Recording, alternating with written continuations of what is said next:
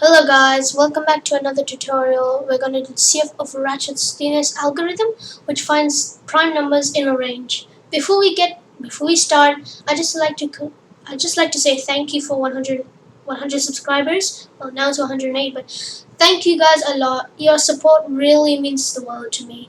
And this is a tutorial because it's a 100 subscribers special tutorial. Okay, let's get with it. So Sieve of Eratosthenes works basically what it does. You have a number. Okay. So let's just create our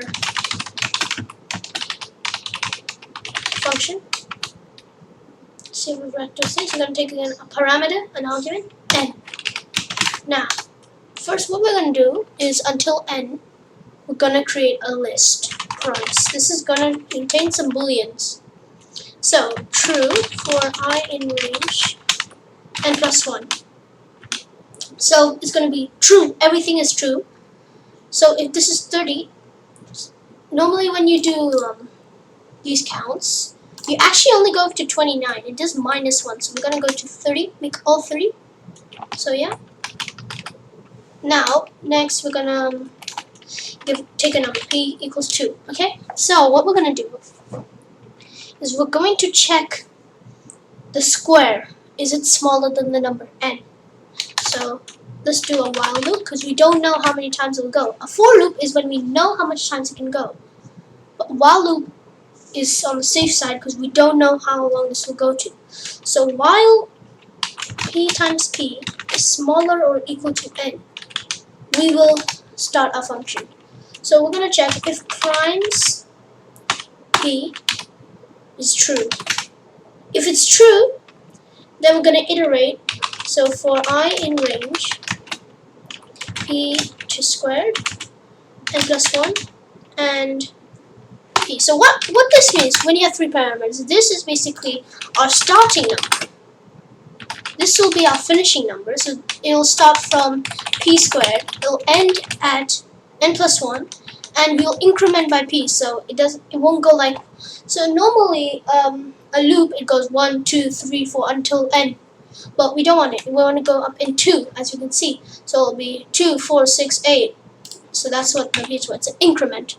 We're going to make primes I equals to false. Okay.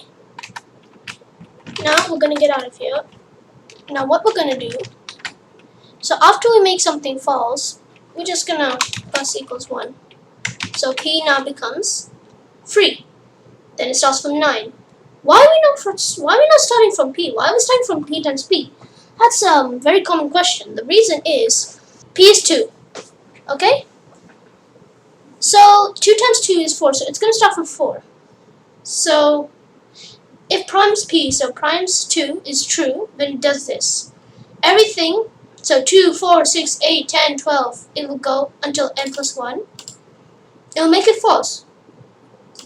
Now, afterwards, we're going to add plus 1. So p plus equals p plus 1.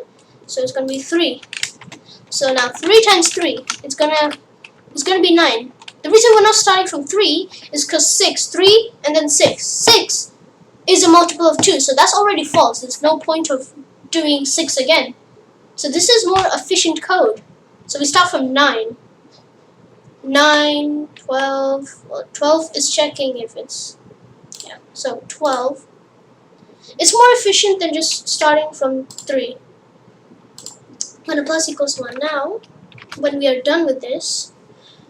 So what we're going to do for I in range 2, it's going to start from 2 and plus 1. Also, what I'm just going to do here is after we're done, we're just going to set primes 0,